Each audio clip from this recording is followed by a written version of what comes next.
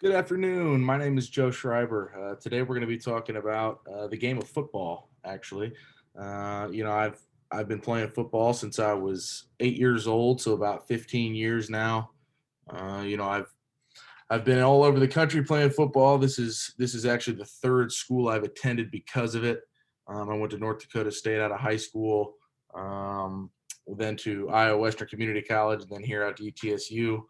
And I've loved it here ever since. But I have a lot of experience playing offensive line. I've played offensive line my whole career, primarily the center position. Now when it comes to football, offensive line is not normally the first thing people think of. Most people think of the skill position players, the Odell Beckham Juniors, the Tom Brady's, the Derrick Henrys, those type positions, and even the skill players on the defensive side of the ball. The cornerbacks, the safeties, the linebackers, those guys. Um, but O line is actually one of, if not the most important position on a team. More specifically, the offense. Uh, you know, Offensive line got popularized a little bit by the movie The Blind Side. That brought a little bit of attention, not only to the O line, but to the fact that oftentimes, some of the highest paid players on the or on a football team, especially in the NFL, is that left tackle position and some of the other offensive line positions. And the reason for that is, uh, these organizations invest, tens to hundreds of millions of dollars into their quarterbacks, into their running backs, into their receivers, and uh, you hire offensive linemen to protect those guys, primarily that quarterback, and protect that investment that company has put into it. Um, you know, an offense can't be productive without an efficient and a good offensive line. No matter how good your quarterback is, how good your running back is, if they get hit every play and they can't do anything, then your team is worthless. um, so some of the basic breakdowns of the offensive line, what we do. There's different schemes within football. There's run blocking, there's pass blocking. There's different types of each. Within run blocking, you have inside zone type run blocking for inside zone schemes where you get in your stance with your feet a little bit wider than shoulder width apart. Your hand in the dirt, and then you want to try to take two steps, a position step and a power step to engage your opponent. You want your hands inside, your elbows tight, fitted up within their, chest plate of their shoulder pads. And you want to roll your hips through and drive, and then run your feet as fast as you can, trying to stay square and keep your head out of the block. Outside zone blocks is more of a turn and run, trying to reach a guy. Reach is the term, where basically you're trying to run and cut a guy off, cut off a defensive lineman so the running back can get around and get outside.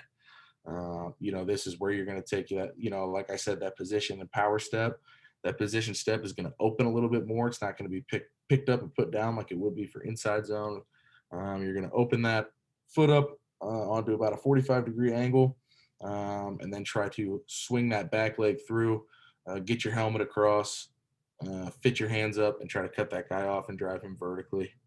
Uh, the last piece of it is the pass blocking aspect of the game. Pass blocking. When the quarterback's going to throw the ball, since he drops back, we also get the opportunity to drop back. So you want to, it's called a pass set, where you're going to drop back about 1 to 2 yards. The defensive lineman is going to rush, trying to get around you to try to tackle the quarterback. You want to track him with your feet, almost like a basketball player playing defense. It's very similar. But you want to keep that base under you, stay low, keep your hips down. And then when he gets within the right distance, you want to shoot a one or two-handed punch basically directly into his chest to try to shock him and stop his rush. And then from that point, it's basically a hand and feet battle where you're trying to keep him in front of you and not let him get around you, and he's doing whatever he can to get past you.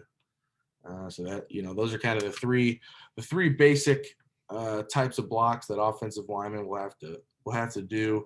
Offensive linemen also have the opportunity a lot of times, depending on the scheme, to do what's called a pull, where the offensive lineman, instead of going to block a down defensive lineman, you'll see him turn and run basically outside to lead block for that running back or that quarterback, depending on the play.